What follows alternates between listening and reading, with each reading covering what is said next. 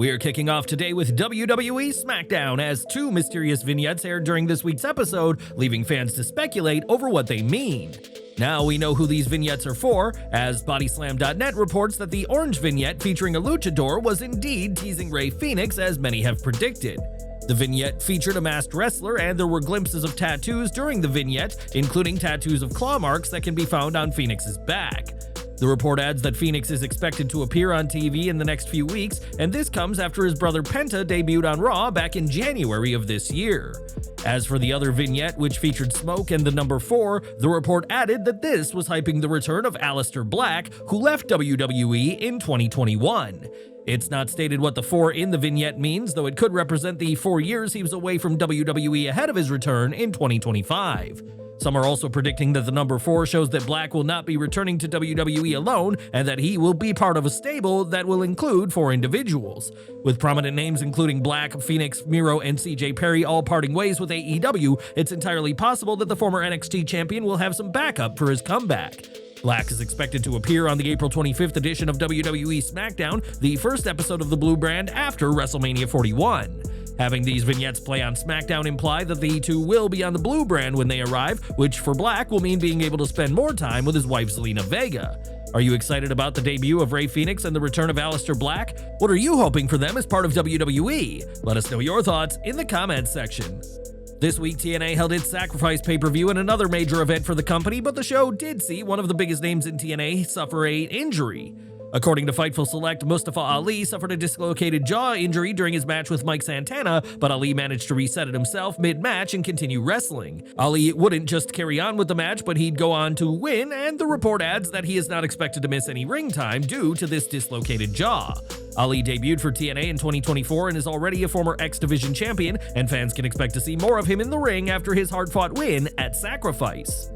In this year's Women's Royal Rumble, Roxanne Perez broke the record for the longest stint in the match and also impressed during the Women's Elimination Chamber match. All signs have pointed to Perez making a permanent move to the main roster in 2025, and now we have an idea as to what's in store for the Prodigy.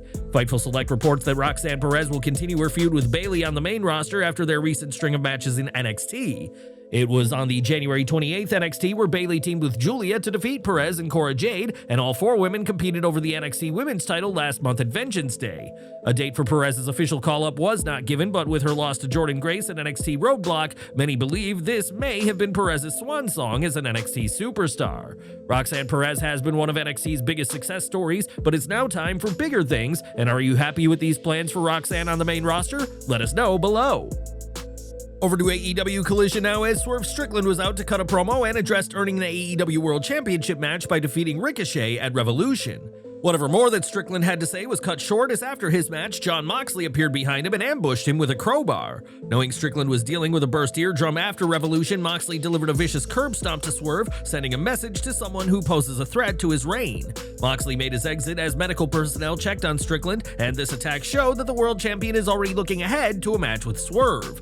To get there, though, Moxley will need to retain the AEW World title in a street fight on next week's Dynamite against Cope, and the champ isn't holding back against any challengers. It's no secret that John Cena will retire from the ring this year, but that does not mean the WWE icon turned movie powerhouse will be leaving wrestling entirely. Following his appearance on Raw's debut on Netflix, Cena said that he'll always be a part of WWE even after he retires, but what does John's future look like post in-ring action? On his 6 Feet Under podcast, The Undertaker was asked about Cena becoming a WWE executive and believes the role would suit John to a T.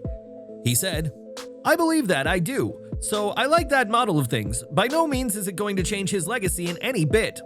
The dead man then shared that he is predicting a Cena victory at WrestleMania 41, saying that John's gotta win that 17th World Championship. Do you think Cena will win the title at WrestleMania, and do you believe a future role as an exec in a boardroom is the right move for the WWE GOAT? Let us know your thoughts below. Whatever Cena does after retiring, his current focus is on being a dastardly heel, which will be on full display tomorrow night when he appears on Monday Night Raw. The show will be Cena's first WWE appearance since his shocking heel turn at Elimination Chamber, and Cody Rhodes has vowed to be at Raw as well. Speaking to Bill Apter for Sportskeeda's Wrestle Binge, Cody's mother Michelle was asked about Cena's heel turn and assault on her son, and Mama Rhodes didn't hold back. She said, "I was just shocked, completely shocked. I would have never thought that was going to happen. I mean, he was a friend of Cody's, and of course Dusty knew him, but I wouldn't call him a family friend. I would say, John, you should be ashamed of yourself. You had a beautiful career, everybody loved you, and now you're just an asshole." Cena has yet to explain himself since turning heel, and that explanation may not come tomorrow night, given that the show will be in Belgium, where English isn't the first language. Nevertheless, Mama Rhodes has now made her views loud and clear on John, and will Cena have a retort for Michelle on the road to WrestleMania 41? Time will tell. After her return to WWE Elimination Chamber Toronto, Jade Cargill shared a video online in which she talked about women in WWE being wolves that were out for her. Shortly after this video, it was reported that there was plenty of backstage drama surrounding Jade, with Cargill blaming others for issues in matches. In a tweet, Chelsea Green poked fun at Jade's video, insinuating that it was funny that Jade called others wolves and demanded respect, alongside a photo of Green chilling with her dogs. More recently, though, a fan took to Twitter to accuse Green of sharing rumors and misinformation about the Cargill drama, and Green was far more serious in her response. "Amanda, please, and I'm trying to say this as kindly as I can, right off unless you're here and know what you're talking about. You and the rest of these internet trolls who deem someone guilty without any information are the problem, and that's on misinformation." This certainly is a different side to the Women's US Champion's usual comedic on-screen character, showing that she will not take these sorts of accusations lightly. Last night, WWE hosted a live event in Dortmund, Germany, and while fans were pleased to see Rhea Ripley, they nearly saw more of Ripley than Mommy had intended. During her match with Liv Morgan, her innerwear got ripped, almost leading to a wardrobe malfunction, and she was seen adjusting her top while heading backstage. On Twitter, Ripley saw the funny side and shared that Damian Priest quipped that fans ain't gonna see my Terror Twins, and Ripley finished the show with her modesty intact.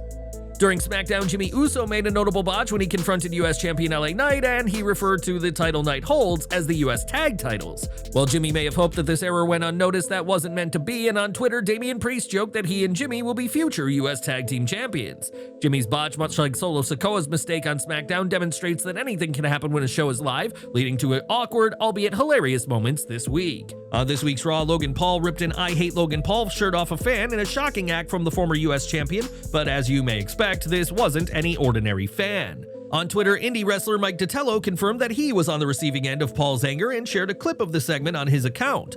Ditello competes for New York's Warriors of Wrestling and has been competing since 2021, and in addition to his current reign as a tag champion, is a former WOW No Limits champion. WWE often uses indie wrestlers as plants for segments, and Ditello has now added his name to this tradition with his collision with the Maverick on Raw. And we're ending today with WWE Survivor Series, as after years of typically cold cities like Chicago, Brooklyn, and Vancouver, the show could be heading somewhere warmer.